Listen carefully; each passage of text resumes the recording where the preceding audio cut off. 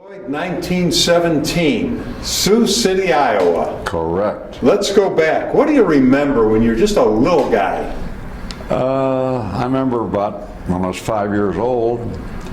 I was the youngest of 5 children, and they always said I was spoiled, and I probably was because I got my way.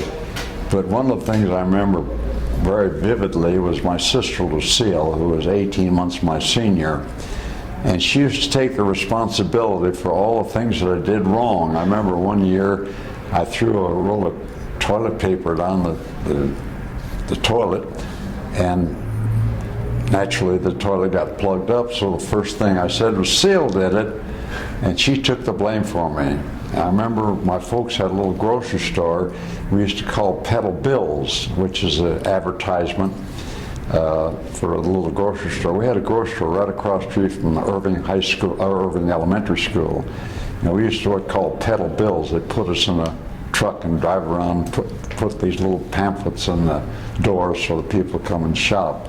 And I remember one year we got in an automobile accident, and my sister Lucille was in the back seat on the trunk with me, on the back, wherever it was, little pickup. And she grabbed a hold of me to make sure I didn't spin out of the truck. But had a good childhood. I was very fond of my dad. He was an outstanding sportsman. He's a cowboy. Believe it or not, a Jewish cowboy. But he was very friendly with Buffalo Bill. Dad had his own little Wild West show. They had what they call the wild horse races, which we had a little park called Riverside Park. And Dad used to put on his show there. He had one year he was riding wild horses, breaking wild horses, what he did. He used to break wild horses for his profession and then ship them up to the New York for pulling the caissons during World War I. But Dad was famous for one thing, and he got, there was 3 sterling silver bridles and saddles that were given to the people of note over there. One went to President Theodore Roosevelt, Teddy Roosevelt, one went to Buffalo Bill, one went to Lloyd Kronick. And somehow or other, I think my dad must have lost in a poker game. He loved to play poker. And the story was that he lost at gambling, which he did, no doubt. But Dad was famous for his Indian wrestling. He was a great, great athlete. He used to follow us kids around. My brother Marty was a much better athlete than me. He was about 5 years my senior. My brother Saul was a brain. He went to engineering. Just the brothers graduated college, all college education. And my mother was a hard worker. She used to run the grocery store. We had upstairs, we had kind of in the basement of a garage, and made the garage into a grocery store called Irving Groceries, right across the street from Irving Elementary School. We had a little cigar store and was selling cigarettes, 2-pack for $1.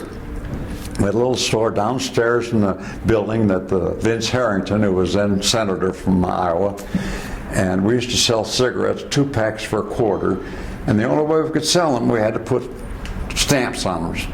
State tax. And state tax was so dang exorbitant that we couldn't afford to waste the stamps.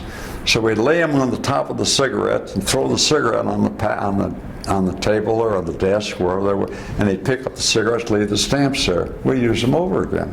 And then my dad was very, very promotional in those days. He had what's called punch boards, and punch boards were illegal. But he used to get punch boards and had wild turkeys he used to put in the window of his cigar store and have punch boards. I don't think my dad ever cheated anybody out of it. Probably lost one when they played poker, honestly, than they did. They used to play poker, they used to play for days and days at a time. They wouldn't even be able to go to the bathroom when they'd play poker there. My youth was very fascinating to me, interesting and memorable. Now, do you remember your grandparents at all? Very well so. My grandparents were my mother's father and mother, and they lived about a block and a half from where we lived. And I was what you call a Shabbos Goy. I used to go down there and light the fire for, and never, of course, the folks were very orthodox. My grandfather was what you call a shamus in the shul. He used to, professionally, that's where he made his living. he had a big family. My mother had like 5 or 6 brothers and one sister. There was 8 or 9 of them in the family. But we were very close family. My mother was a Cosberg, and some of the Cosbergs have done very well. Now, what did your other grandfather do for a living? My grandfather was, like I say, I don't think he ever worked a day in his life. His kids seemed to support him, and my grandmother was a darling. My grandfather reminded me so much of Warner Olin. He used to wear a hat like him. One of the stories I like to tell you about my Zeta is I used to, in those days, they had liquor ration. They had liquor at liquor stores. And he used to pound on his chest, I got to go get my medicine. Everything was medicine. But I remember he never smoked, but he used to stiff snuff. And it was a bad habit. Now, when you were a young boy, the Depression hit. Did that affect your family? The Depression was awful. I remember that I worked as a golf caddy, Sioux City Country Club, and I think I'd make $1 a day. Boy, that was all, every dollar went in the push kit. My mother used that to buy groceries. She used to give me $1. On Saturday, I go down to the grocery store and I buy 10 dozen eggs for $1, 10 cents a dozen. And we ate eggs 3 times a day. All of us kids worked. My sisters, both of them worked as youngsters. One of them became quite outstanding. She managed the Miss Universe pageant in Florida for many years ago. And my other sister she managed a dress shop, Aims to Please. My brother Saul went to work for Swift and Company, and at that time he graduated college engineering, University of Iowa, and he got $10,000 a year, which was unheard of. But Saul got married a girl from Des Moines, Iowa, and big family. Where'd you go to high school? I graduated high school in 1933. From? Central High. I played football there, but I was never good. I only weighed about 125 pounds, but I tried. I went out for basketball. I was little then. And my brother Marty, he was a big, strong, healthy guy. He died before any of other brothers and sisters died of a heart attack on the golf course, still coaching, by the way. Sal went into engineering and became quite successful in business. Now, where'd you go to college? I went to Morningside in 36 and 37. I stayed out in 38 to save up enough money. I went back to Nebraska in 39 and 40, and came back in 41 before the war. I was working for Brother Sal. He had a sporting goods store. Used to peddle in the little towns in Nebraska, and Iowa and Nebraska. Now, did you play sports in college? Had a scholarship. For what sport? Football. Okay. But baseball was my sport. So I played 1 year of freshman baseball, and then I played football, and I got hurt. Broke my leg and had serious operation. Not a serious operation, but it was for me then. The team went to the Rose Bowl in 1940. I never played in it, but I went to the game. I sat on the bench, but I don't remember too much about it, other than we lost 21-13 to Stanford.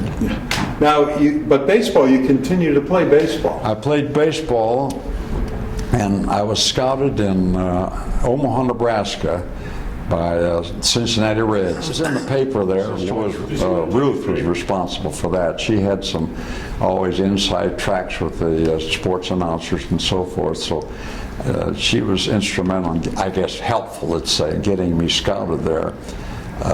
They offered, I forget what it was, but not much money. But I did go up for spring training. I never played in any major league game. But I did come back and went back to school. Now, when you were having your tryouts for Cincinnati, you played against Bob Feller.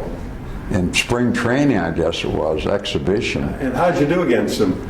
I didn't do anything. All I do is hear the ball hit the push, and I knew the ball went by me. He was outstanding. I mean, people today don't realize other than Robert Feller.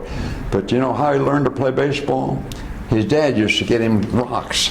He went out in the pasture there, and he had a tire that hung up there, and he used to throw through that tire with these rocks. Yeah. He was strong. So when you did not make the final roster for professional baseball, was that disappointing?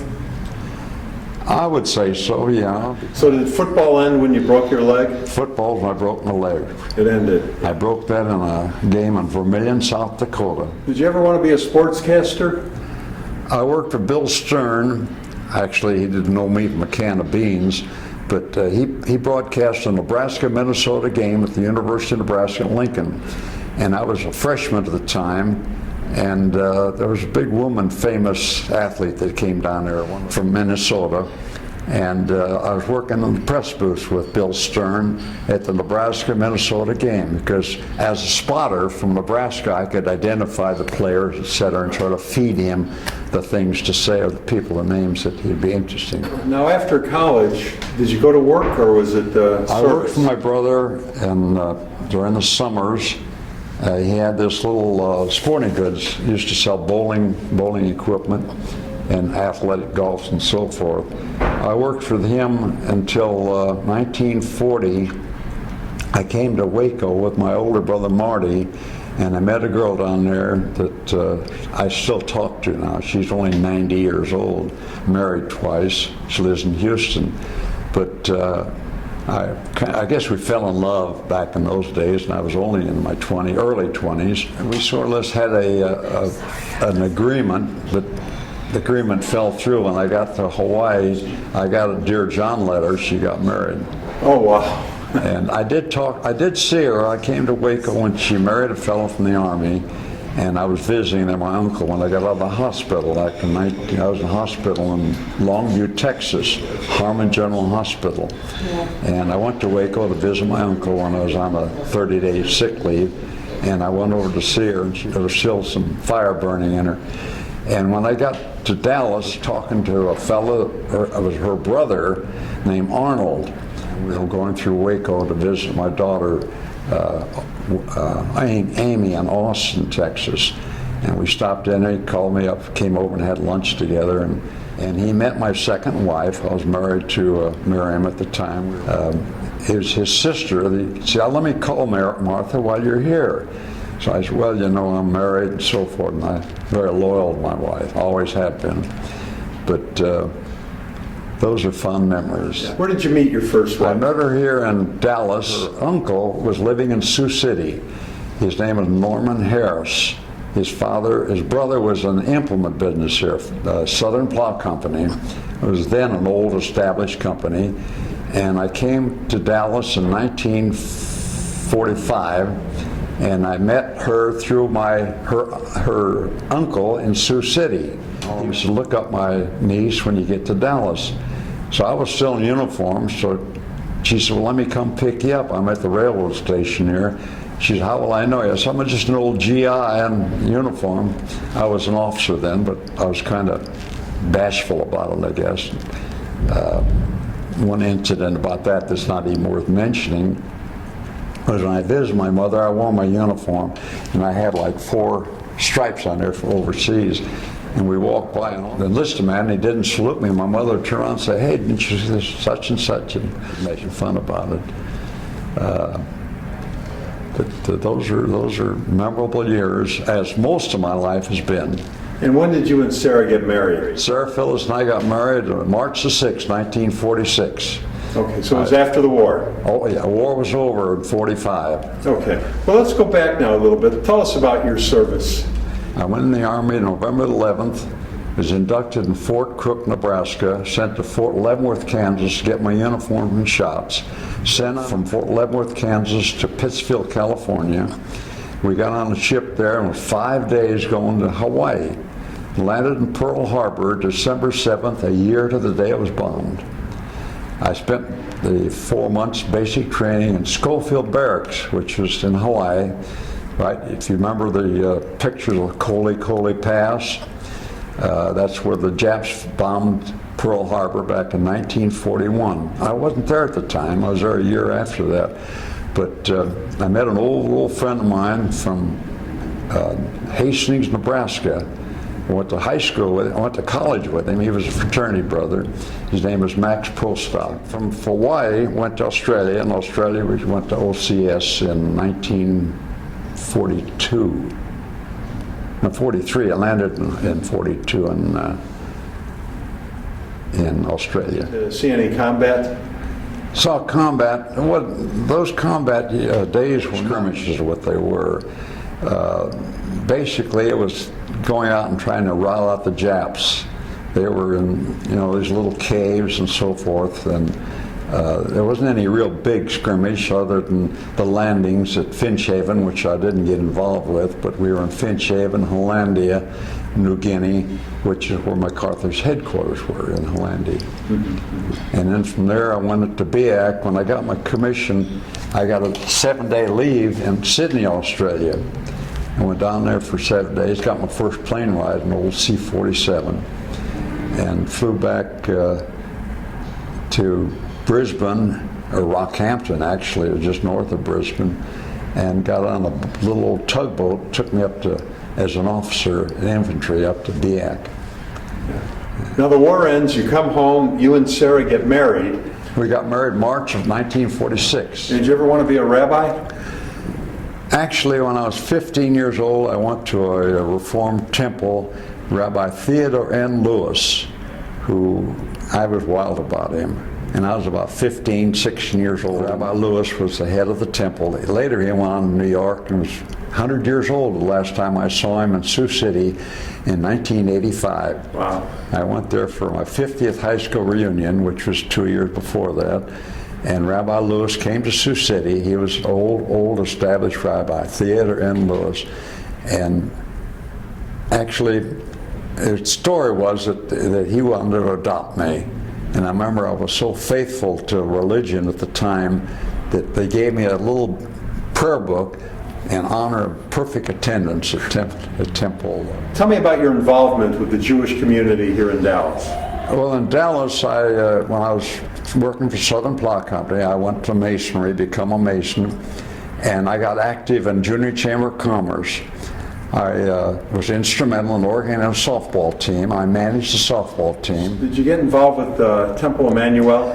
I was vice president of the Brotherhood in 1959.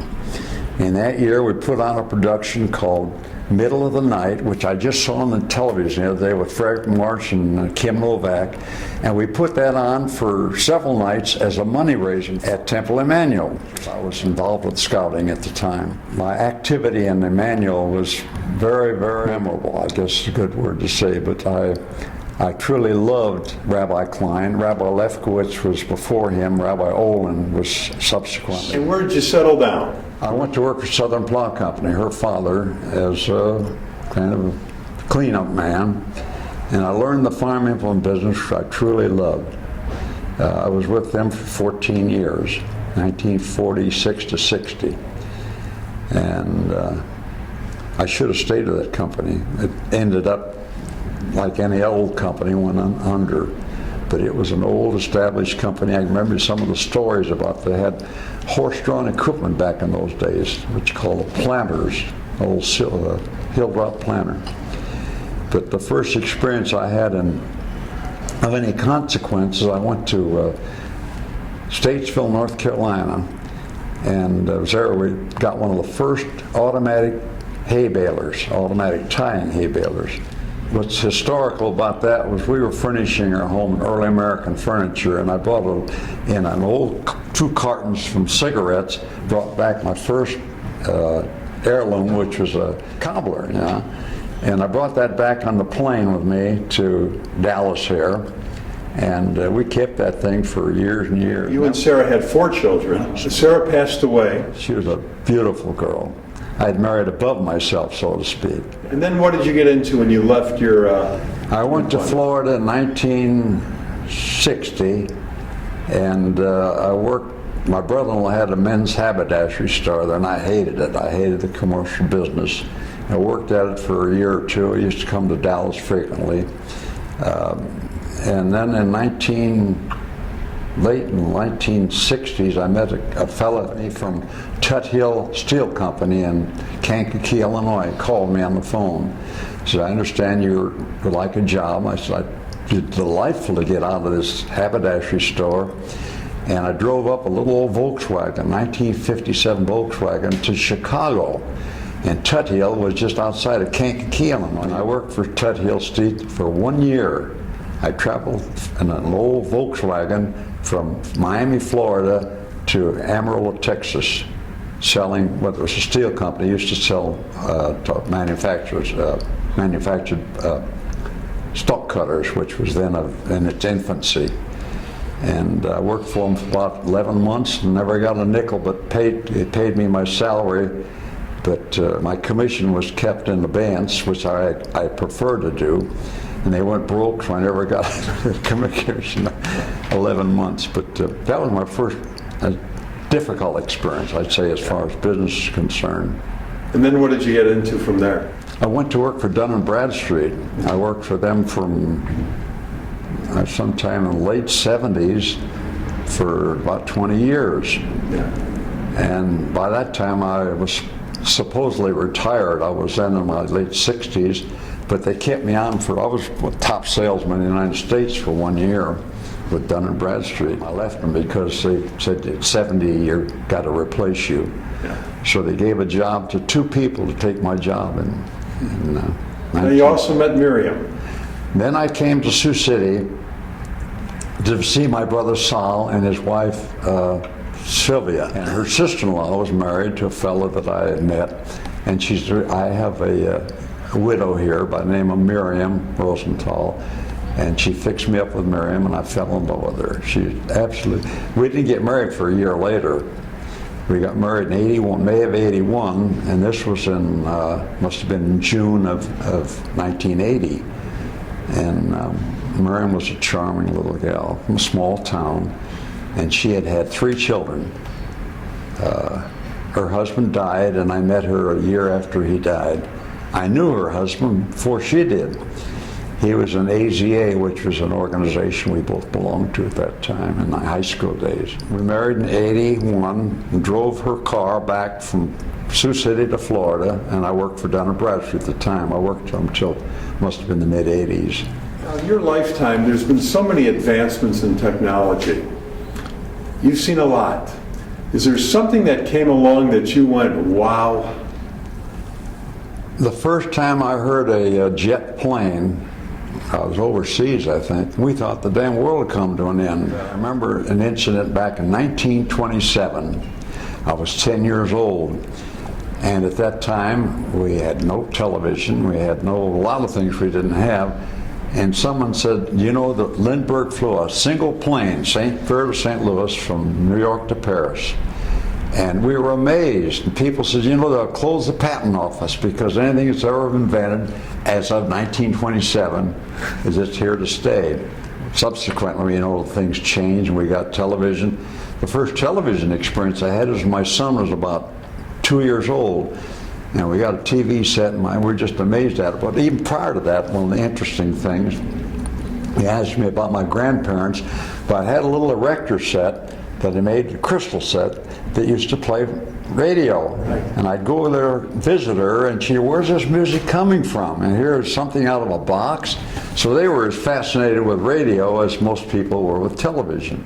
Young boy, when Lindbergh flew overseas, which was amazing, how was 69 landing on the moon for them? I was in Florida at the time. Of course, it was mind-boggling to think, my God, what's it like on the moon? And I remember seeing one incident where a fellow said, one step for man and one giant leap for mankind. One giant one, yeah. Lloyd, what was the happiest time in your life? I guess when my son was born. I mean, there's nothing as jubilant as seeing something out of something you manufactured, so to speak. Of course, when he died, it was just the opposite. 35 years ago. There's nothing worse than burying your own child. Nothing. I can't think of anything that was more difficult to face. Here was a brilliant young man. He really was way above himself. He went to school. He had one lung and one kidney when he died. He had cancer 3 different times. How did that affect your daughters? They still talk about him. They still consider him as the oldest of the family. His name was Linky, L-A-N-K-Y, and I named him Link after our football coach in Nebraska named Link Lyman. That's how far back. The first word he ever said, as far as we remember, he saw a picture of his mother and me. He used to say, "Mommy Lincoln Bajo." That was what it was. And I went through the whole infancy with the name Bajo. My children all call me Bajo. My grandchildren call me Bajo. My great-grandchildren don't talk yet, so they can't. Now, that your son was your firstborn. Son was my firstborn. Now you have 4 children. 3 left. I have 2 grandchildren and 2 great-grandchildren, 2 great-grandsons. My youngest daughter, Wendy, had a boy and a girl. The boy's the oldest. He got married in 2006, I think. I moved up from Florida, 2006 or 2007. And his sister, Kelly, went to Austin College up in Sherman, Texas. She's a teacher now. She had a baby. And she had her baby before her brother had one. Her brother's wife had one. They were born in June of this year. They're now just a few months old. I got to hold them when they were just a few days old. What advice does great-granddad want to leave to the kids? Believe that what someone elderly is telling you is from their own experience. At least give them a consideration for knowing something about life. Respect is the word that I think is most important in a dictionary. Lloyd, thanks for doing this today. You did a great job. I hope that it comes over memorable.